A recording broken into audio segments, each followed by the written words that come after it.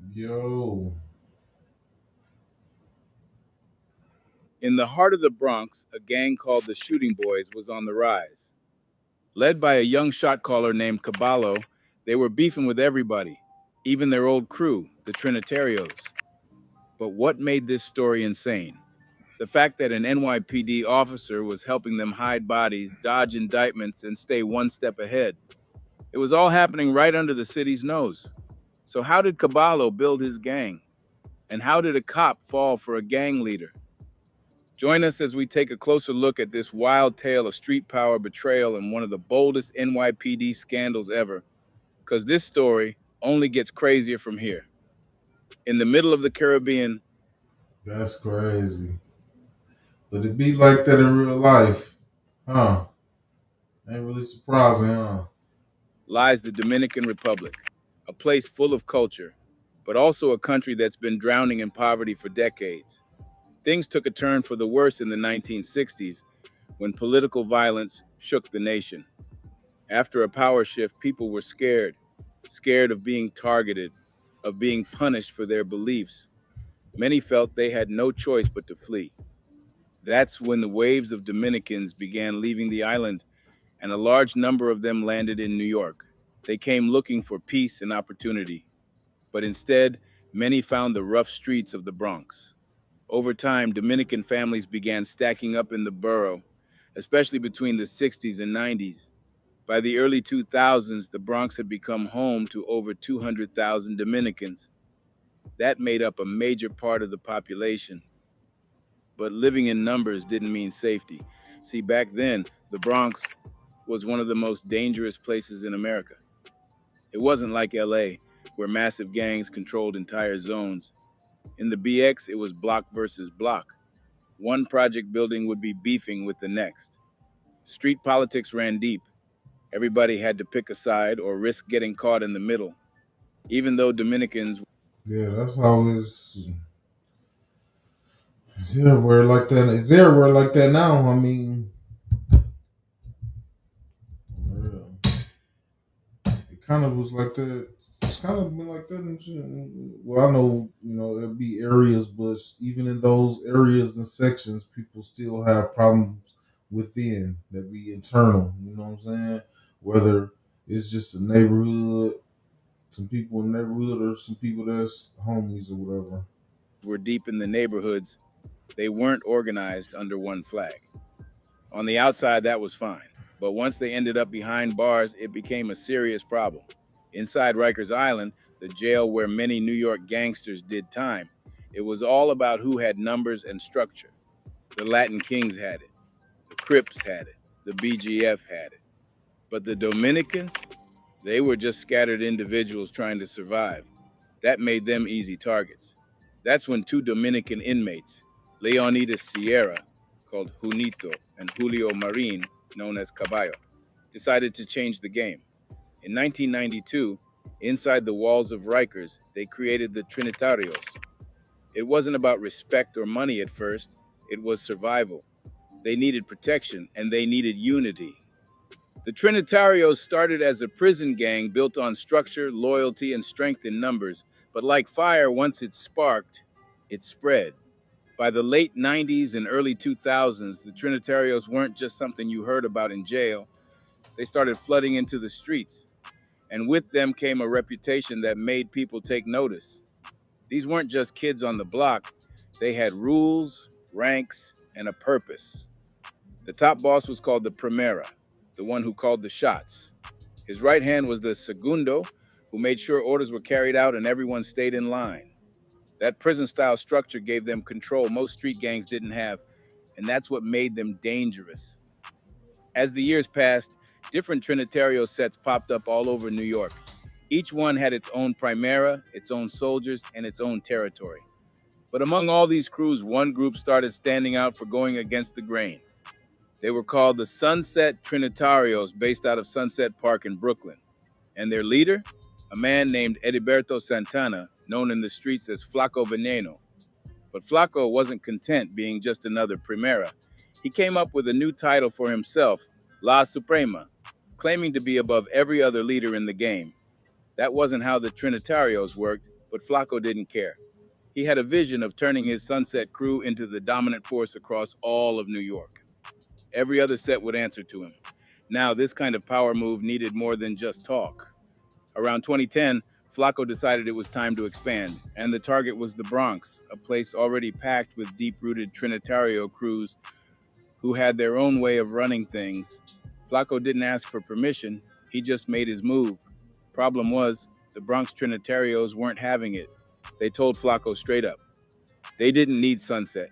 They had their own structure, their own leaders, and their own streets. But again, Flacco wasn't the type to back down. If words didn't work, he'd use something stronger: fear. In 2011, Flacco sent his Brooklyn boys into the Bronx to start recruiting. At first, it was low key: try to convince, try to talk. But when that failed, they turned up the heat. Flacco gave them the green light to start sending messages. And on the streets, that means one thing: violence. Within 2 years, things got bloody.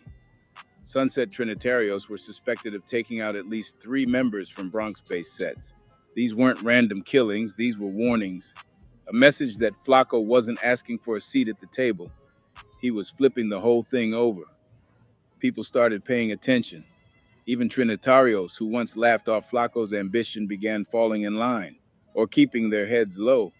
His Sunset set had now pushed deep into the Bronx, and nobody wanted smoke with a crew that had already shown they'd go as far as taking out their own. Flacco had done what many thought was impossible.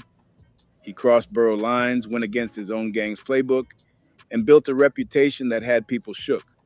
His version of leadership was simple: total control, no back and forth, no discussion. You're either with him or you're in the way. And the craziest part? All of this went down while Flacco remained free. It wasn't until years later that he was finally arrested. But by then, his influence had already done its damage.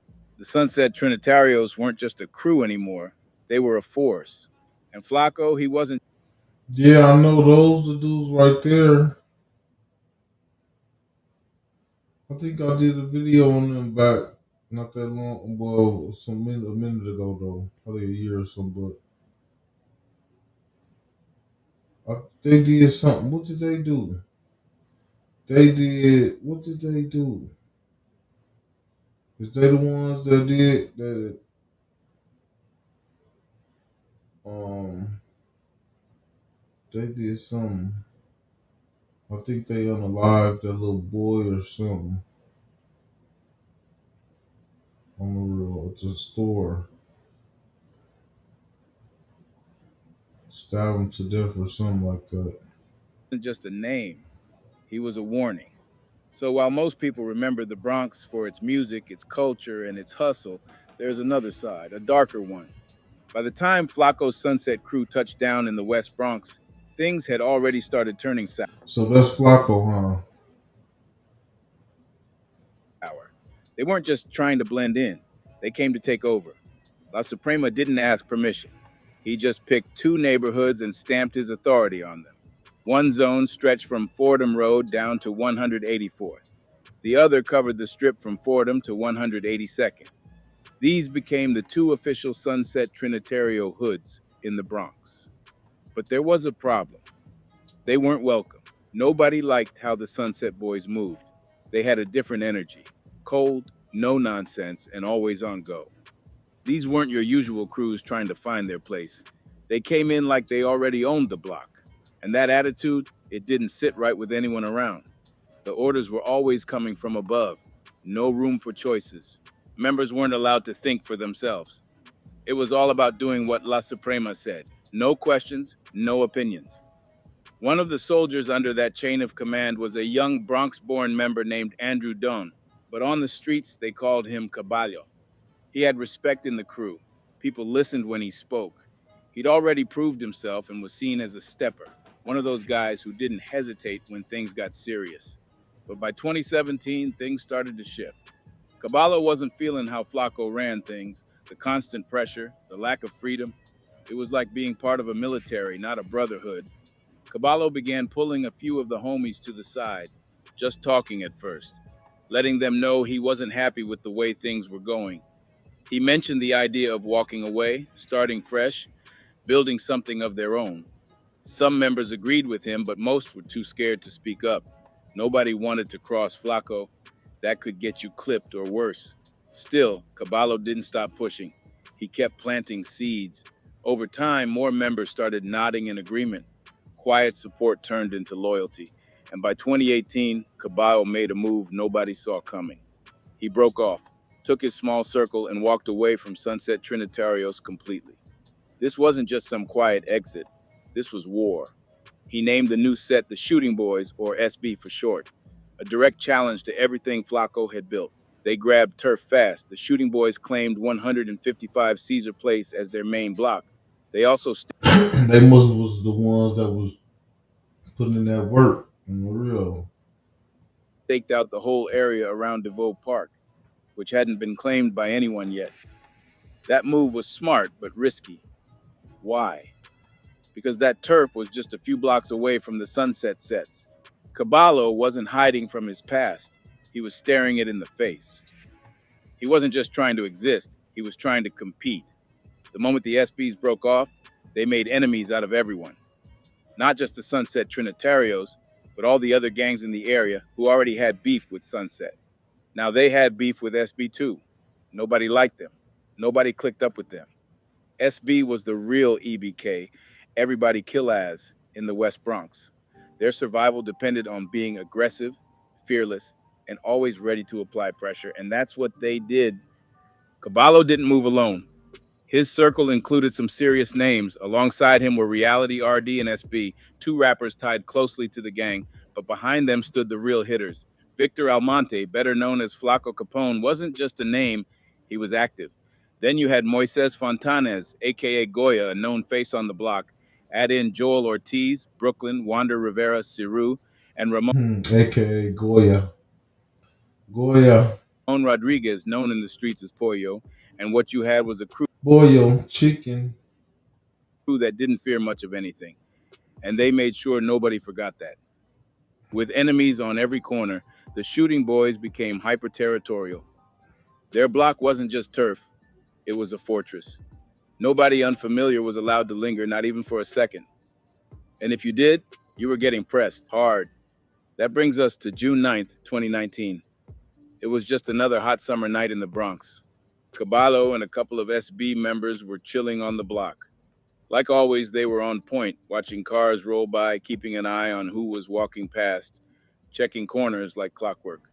Around 9 p.m., Caballo and Flaco Capone noticed a man hanging around at the end of the block. They didn't recognize him. Wrong move. They walked up, confronted him, and asked what he was doing there. The man kept it simple. I'm just hustling. To him, this might have still felt like neutral territory. But Caballo saw something else: disrespect. Someone trying to operate on his turf without permission. So he pressed the guy harder, applying pressure until the man turned around and tried to run. That's when Caballo made a decision that would define the gang's reputation. He didn't just let him go, he acted. And while the man survived after being rushed to the hospital, that moment became a turning point. It was bold, reckless, but it was effective. The message was loud and clear: this is our block now. That kind of violence might sound common in places like Chicago, but New York?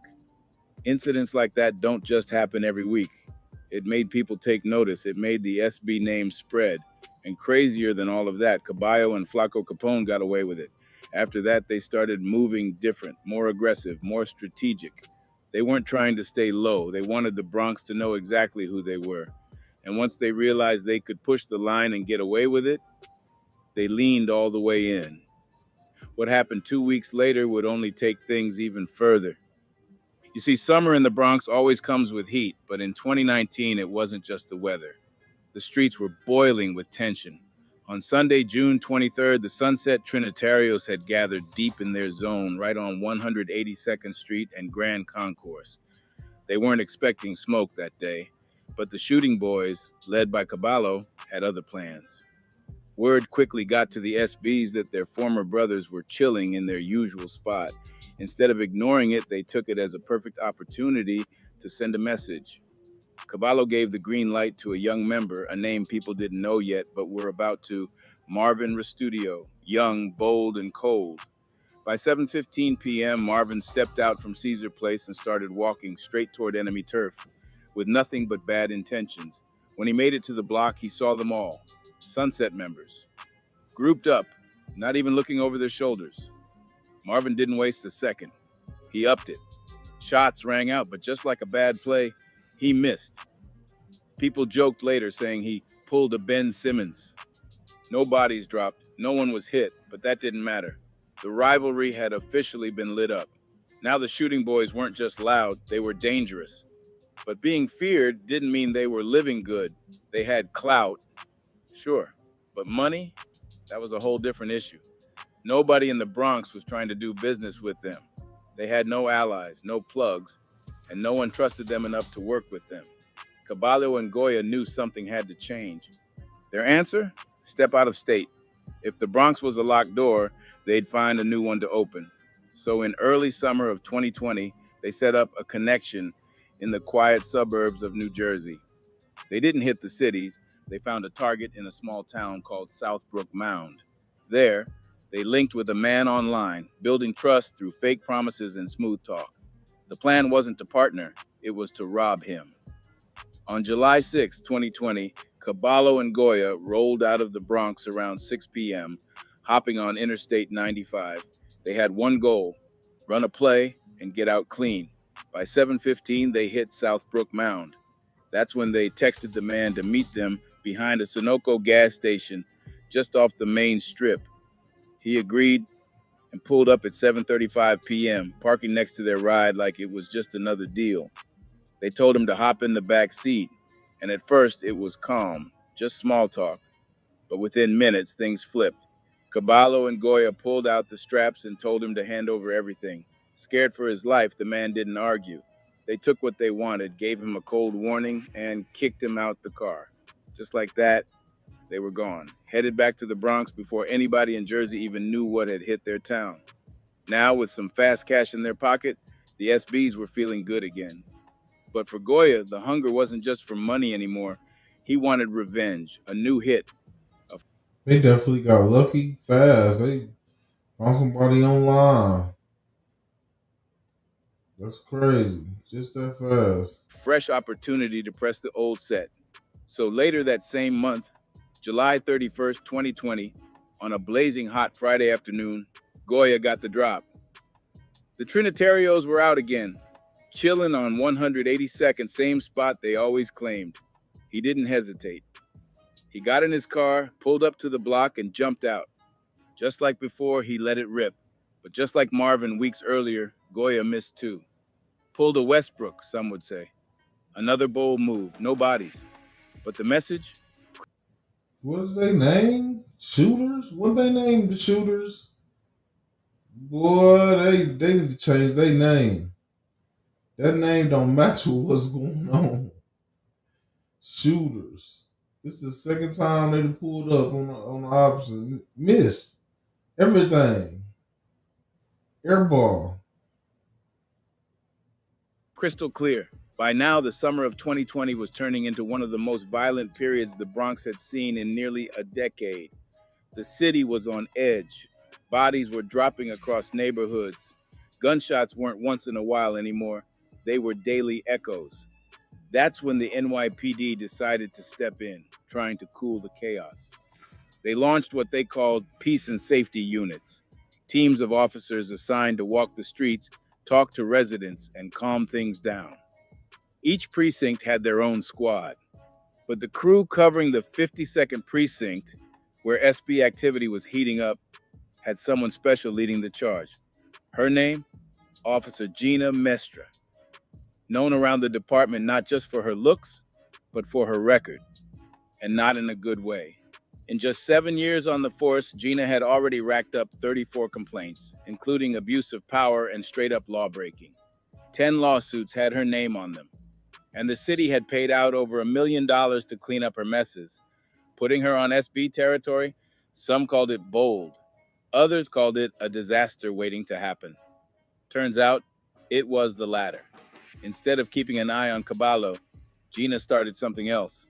Over the summer of 2020, she got close to the man she was assigned to watch.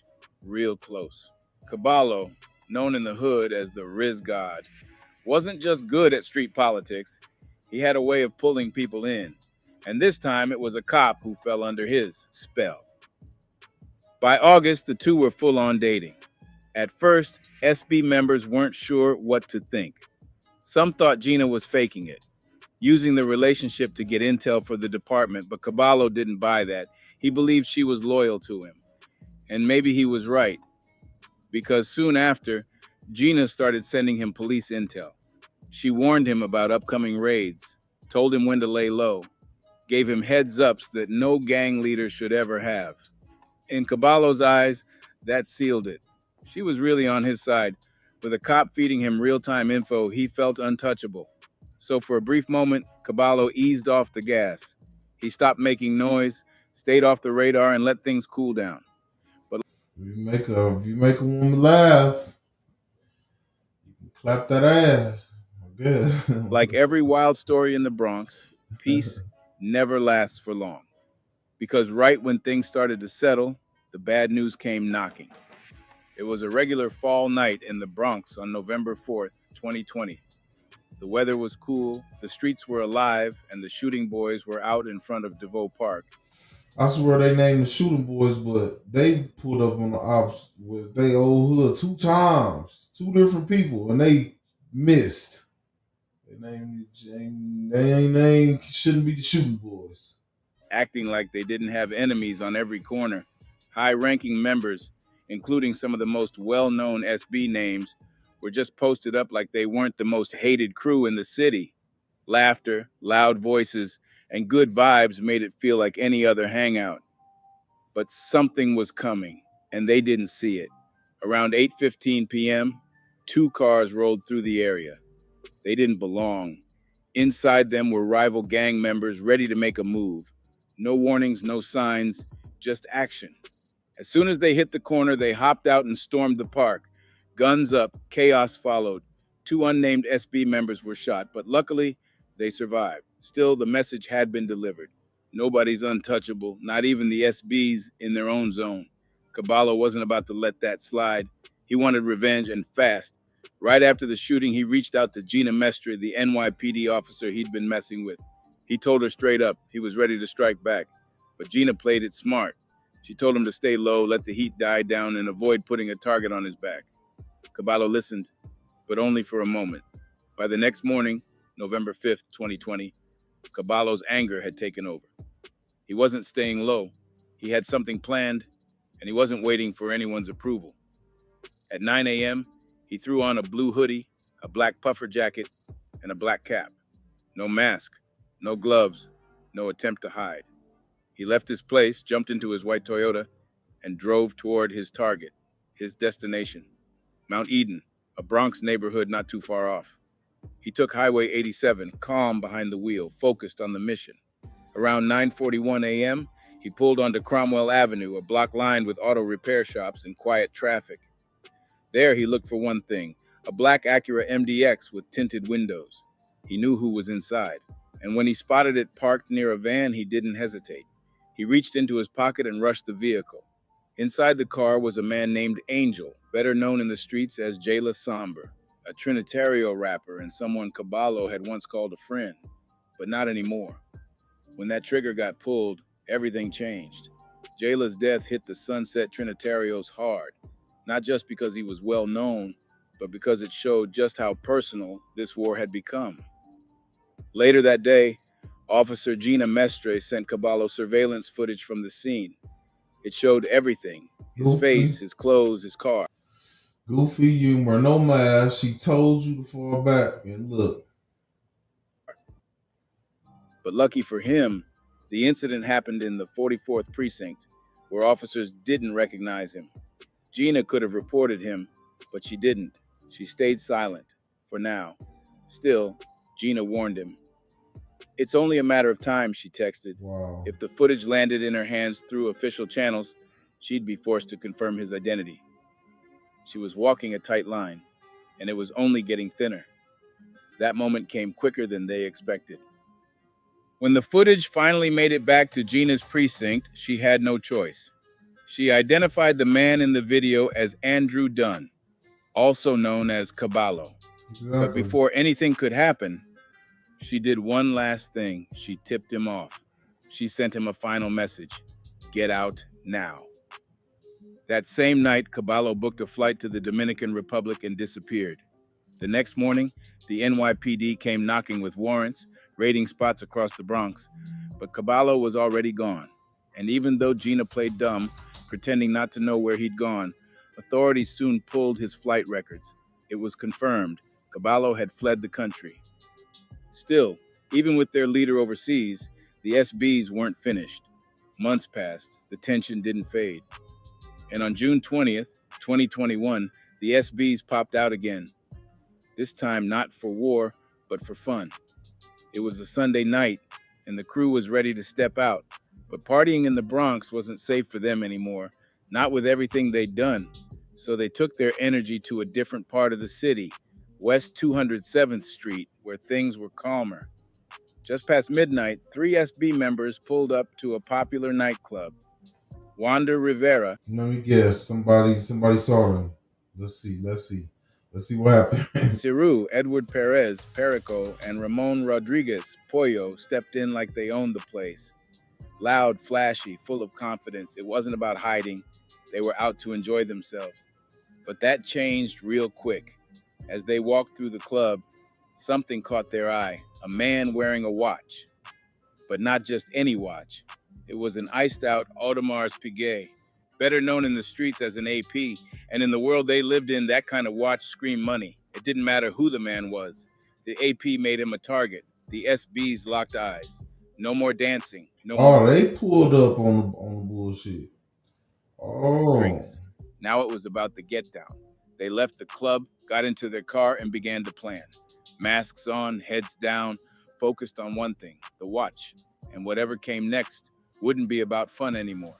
The plan was simple, but the patience it required showed how far the shooting boys had come. Around 2:15 a.m., the crew had locked in their decision. They weren't leaving without that watch. The iced out AP they spotted earlier in the club was worth a fortune, and in the streets, flashing that kind of piece could get you lit up quick. So they parked their car across the street from the nightclub. They waited and waited.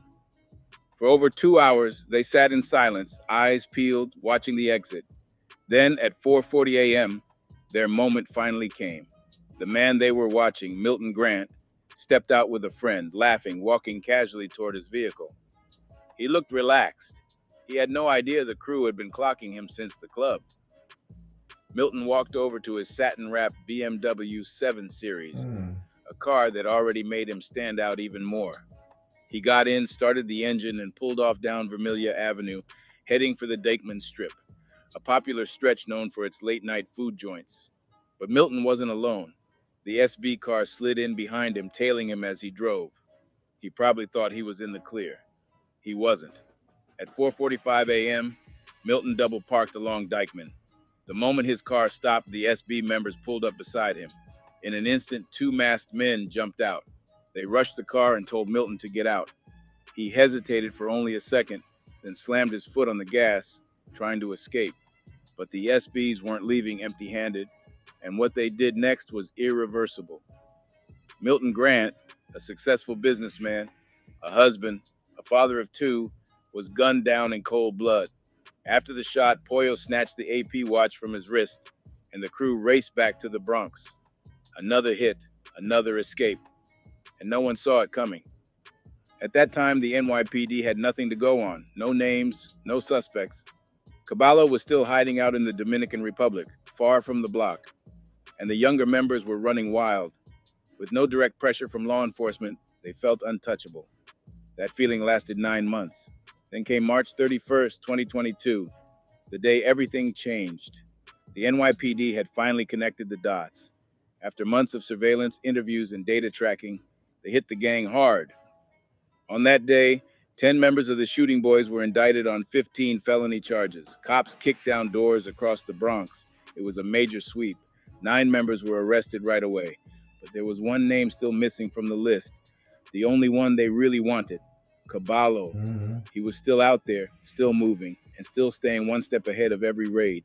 Even though authorities knew he'd fled to the DR, every time they tried to track him down, he vanished. The whole thing turned into a cat and mouse game. Every lead hit a dead end. Some officers started asking questions. How was Caballo always disappearing right before they got there? Was he just lucky?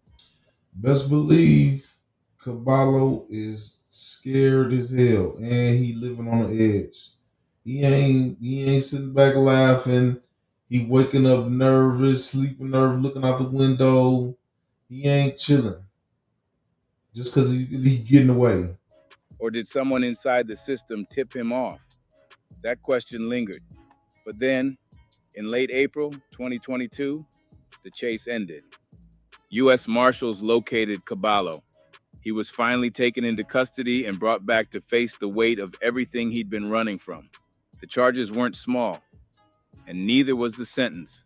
On November 17th, 2022, Caballo pleaded guilty to the November 5th, 2020 killing, the one where he walked up to a black Acura on Cromwell Avenue. Yeah, didn't wear no mask.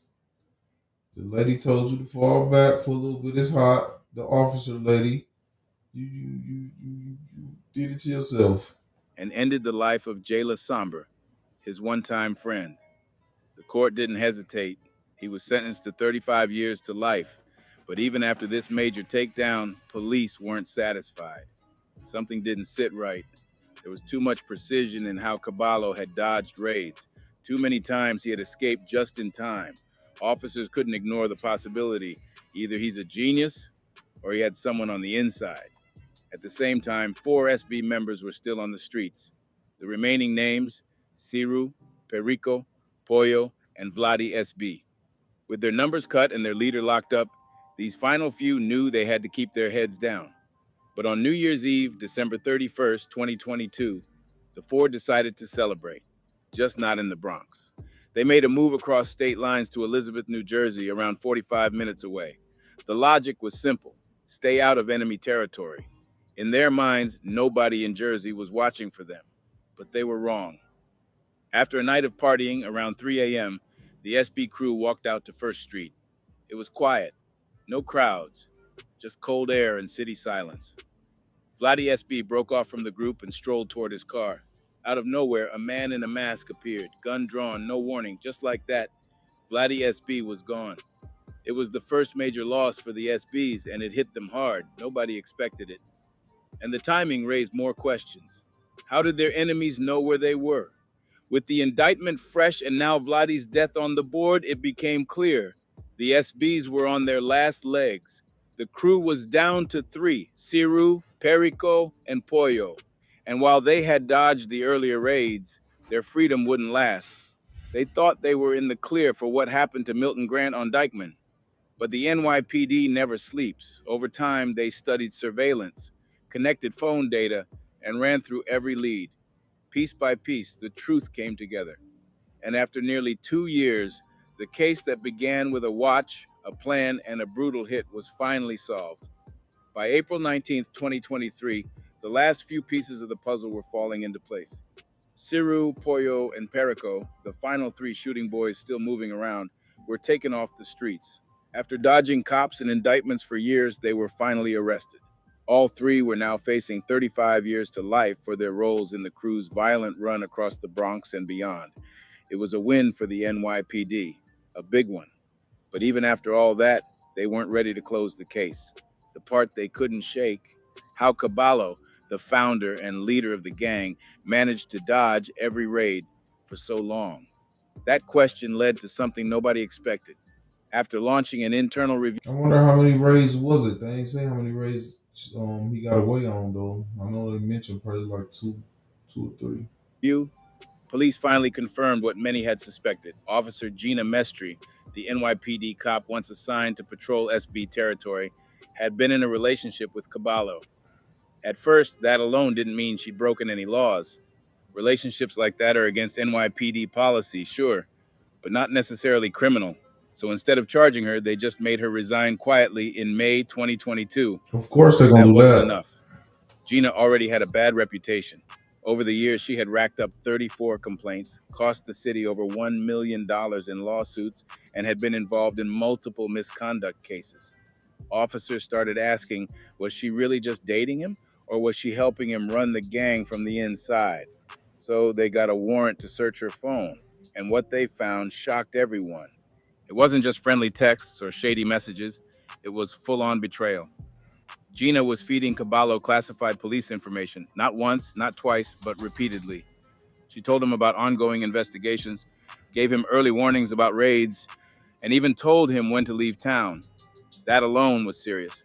But what came next was even worse. I wonder how that go. That stay in the cloud even when you erase it. Like I wonder if she just left all that information in her phone. The department discovered that She's Gina had gone sloppy. further than anyone thought possible. She had been naming witnesses, people who were helping investigators build cases against SB. She gave Caballo names of cooperating rivals, letting him know who was snitching. Even worse, she passed along grand jury details, a type of information that's supposed to be sealed and only available to prosecutors. This wasn't just misconduct, this was criminal. Gina didn't just break NYPD rules, she broke the law, and she put innocent lives in danger doing it. As one officer put it, she put witnesses in harm's way while taking home $130,000 a year from taxpayer money. And the final nail? Police found proof in her texts that she had helped Caballo escape the U.S. after he killed Angel Barrero in November 2020. She kept all them texts.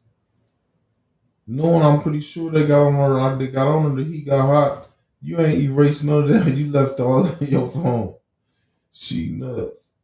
She had told him the exact time to flee the country, just before investigators were closing in. That was all the department needed. Dunn's sentence should highlight that anyone who exacerbates violent crime in our community will face a lengthy prison sentence. Caballo, real name Andrew Dunn, had been sentenced to 35 years to life, and he wasn't just facing time for Angel's murder. Under federal documents and court statements, Caballo had led the SBs in running drugs across the Bronx, crack, heroin, coke, weed, while engaging in an all-out war with the rival crews, especially the Trinitarios. His gang had sparked multiple shootings, both against enemies and innocent. On the real, the Trinitarios, I know everybody know that name. That name stand out. They the ones who killed that little boy at that store when they stabbed him at the bodega and stuff like that. I think that was in the Bronx or somewhere, in New York somewhere. It was all over the news on the real. You know, that name stand out to me. Every time I hear that name, I think about that situation with that boy. Bystanders. The violence all came to a head when Caballo approached Angel Barrero on Cromwell Avenue, opened fire through the car's passenger side window, then circled to the driver's side and shot him again. After that, Caballo went ghost, fleeing to the Dominican Republic with help from Gina. On the real, and he did that just really behind being emotional. Like you ain't even have to do that. You just ruined your life being emotional, dog. Like you ain't even have to do that. Like you put all the heat on your end, didn't wear no mask, and did something you ain't have to do. Like you ruin your life. Stupid. People gotta think more.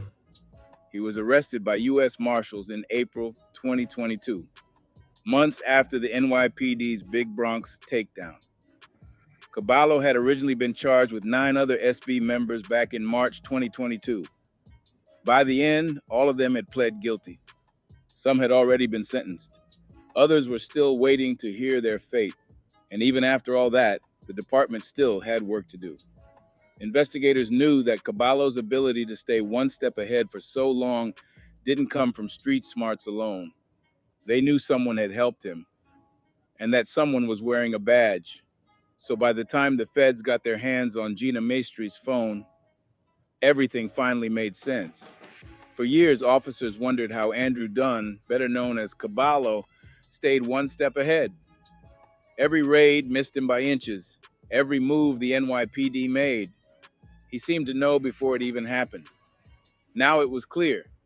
Gina, the officer from the 52nd Precinct, wasn't just involved. She was the inside plug. She didn't just cross the line, she erased it. Damian Williams, the U.S. attorney in Manhattan, didn't hold back. Gina Maestra shamelessly exploited her position of public trust to assist gang members in her own precinct. committing robberies, murders, drug trafficking, and other acts of violence. She wasn't helping from the sidelines, she was in the middle of it. After she started dating Caballo, Gina didn't just keep things quiet. She gave him and his gang classified information. And not just once.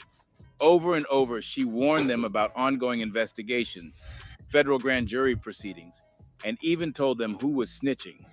One of the worst discoveries? Gina had given up the name of a witness who was helping law enforcement. Once the SBs had that info, they tracked him down and beat him, trying to shut him up for good. Prosecutors said Gina also sent Caballo the actual surveillance video showing him killing Angel Barrero on Cromwell Avenue. The same footage detectives used to charge him with murder, she texted it to him. Not only that, she I sure want to see how much time they about to give her for all this. kept him updated during the manhunt. On the day of the killing and in the weeks after, she let him know what the NYPD was doing behind the scenes. Caballo used that info to escape to the Dominican Republic. For a while, he was completely off the radar, untouchable. And while Gina helped him hide, she was still wearing the uniform, still cashing NYPD checks, still getting praised publicly.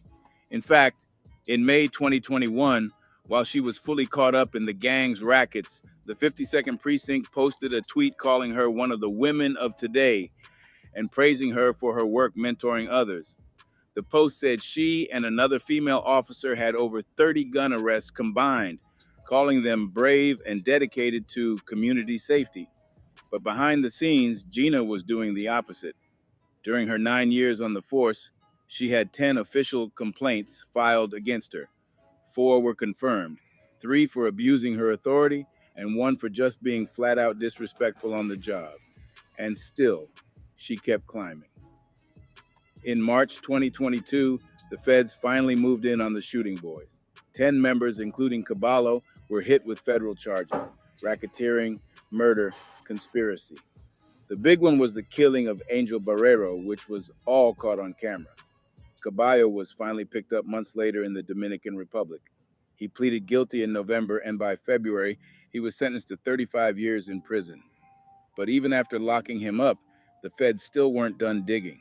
What they found in Gina's phone was enough to hit her with 4 major felonies: 1 count of racketeering, which could land her 20 years, 1 count of conspiracy to obstruct justice with 5 years max, 1 count of conspiracy to obstruct an official proceeding carrying 20 more years, and 1 count of accessory after the fact with up to 15 years.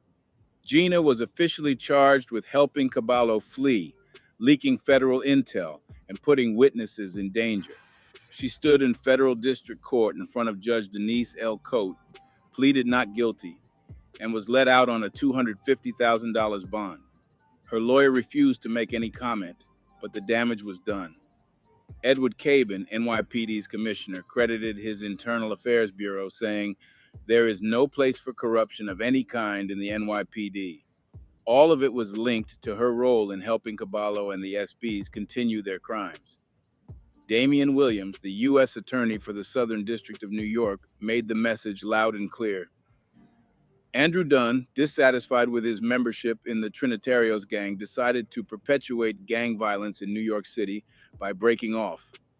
His decision created a rivalry, which led to increased acts of violence, multiple shootings, and the tragic murder of Angel Barrero. And that brings the story full circle. From the formation of the Shooting Boys to the violent turf wars to the shocking twist of a cop falling in love with the gang's leader, every detail was wild. But it's clear now, Gina's career is over. As for the NYPD, they cleaned house. They brought down 10 gang members, including the top dog himself. Even the officer protecting him didn't walk free. And when it comes to New York crime stories, this one proves something. Okay, but y'all still tell us how much time she got. Y'all said she faced how much time she faced. She got on bail to she got on $250,000 bail. But y'all ain't say how much time she really got. She probably didn't get that much time. She probably got probation. The cop. The cop. You can run. You can lie. You can even hide behind a badge. But sooner or later, it all comes crashing down. The rise and fall of the Shooting Boys wasn't just another gang story, it was a lesson in how deep the streets can reach and how even those sworn to protect can end up playing both sides. From Caballo's violent leadership to Gina Mestra's betrayal in uniform, every move led to chaos, fear, and eventually justice. The NYPD's takedown was massive, but it leaves behind one question: how many more like them are still out there? In a city as big as New York, this case might be over, but the war on the streets is far from done. Do you think there are still more dirty cops helping gangs like this in secret?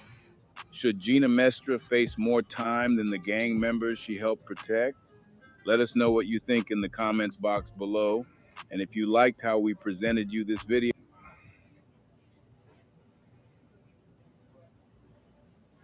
Well, I don't think she should face more time than the gang members. You know what I'm saying? Just because she a cop. You know what I'm saying? Like I ain't rooting for them. I mean, she needs to be responsible for what she did, but I don't think that she needs to get more time in the game. She ain't go commit the crimes. You know what I'm saying? But yeah, leave y'all thoughts in the comments. And yeah, if anybody know how much time she got in New York, you come across this post, let me know. Write it in the post. I'm out.